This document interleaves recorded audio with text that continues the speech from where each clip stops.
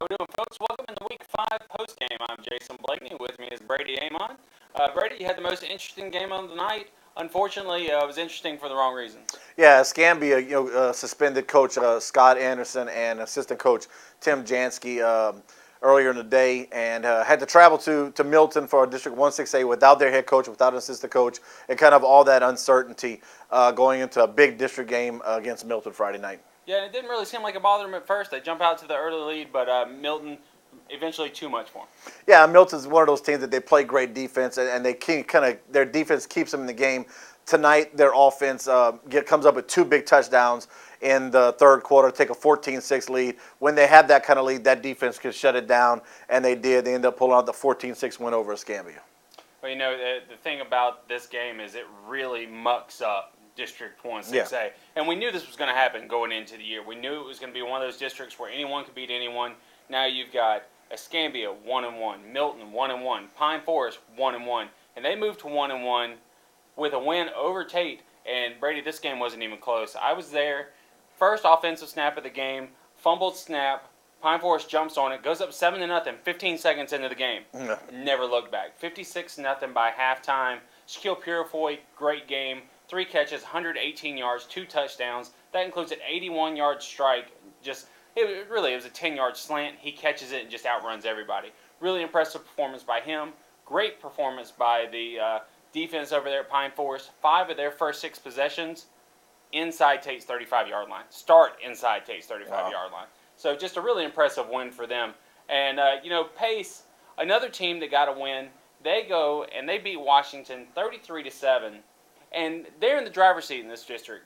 They get PHS next week. Mm-hmm. And those two teams are the only 2 undefeated teams in the area. Yeah, so it's another situation where we'll have a team with a loss at the end of that week. Like we said, that district's going to be a shootout all year long, and it's just going to continue to be that way week in and week out because it's going to keep getting tougher as the season goes on. Absolutely. We talk about them being the only undefeated teams in District 1-6A.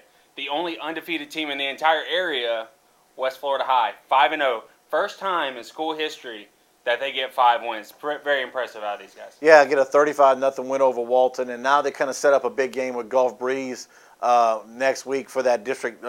Say it's District 1-5A championship. Right. With the way both of those teams started off the district so far this season. Yeah, and Gulf Breeze continued their strong start. Go out and put a whooping on. Very impressive. Very impressive. I very surprised when I saw this score. 49-14. Gulf Breeze gets the win. Playing it without Mitchell DeCozen, out with a torn ACL. His replacement goes in, no big deal. I'll just bust off $150 and a couple of touchdowns.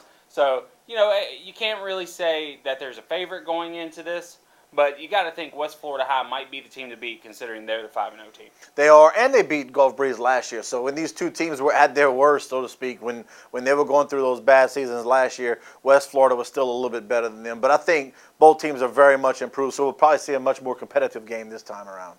Yeah, Northview, they get Jay next week. Jay came out, got another win tonight. 2 wins for the Royals through 5 games, so they're 2-3. A 33-28 win against South Walton. Had a goal line stand there to end the game.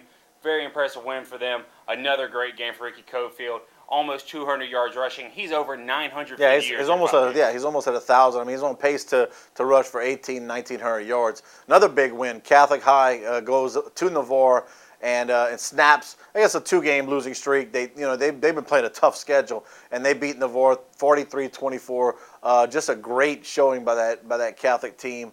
Especially to bounce back from 2 tough losses. They lost to PHS, and then they turned around and went to Choctaw last week and lost an overtime game. So they've kind of been reeling a little bit, but haven't lost that confidence. That was kind of evident tonight. Yeah, they match up really well with Navarre. We saw that last year. They beat Navarre pretty handily last year. Do want to point out that was Crestview they went to last week, not Choctaw. Yeah, they lost to Choctaw the first week. Yeah. So anyway, that's our 7 games. Light slate this week, and that wraps us up. Next week, huge week. Yeah, all around. Pace, PHS. You got West Florida Gulf Breeze, and you got a non-district matchup that's going to be very intriguing. Pine Forest is going to Madison County, one of the top teams in 3A, a contender for the state title in that class. So lots of great games, and of course Catholic starts off with district with Florida High next week. So a huge slate next week. Yeah, and Jay Northview starting their district schedule, so games really starting to matter for them.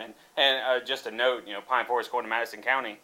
Madison County's in Catholic's district this year, so maybe after playing Pine Forest in the spring or the fall classic, maybe they get a little bit of a barometer where Madison County's at by watching them against Pine Forest on tape. Definitely. So thanks for joining us. I'm Jason Bladen. This is Brady Amon. Join us next week. We'll pick them. We both did well this week, 6-1 each, so we'll take that. Then we'll preview the games and we'll break them down. So thanks for joining us. Again, I'm Jason Bladen. Brady Amon, BAmon at pnj.com, and we'll see you next week.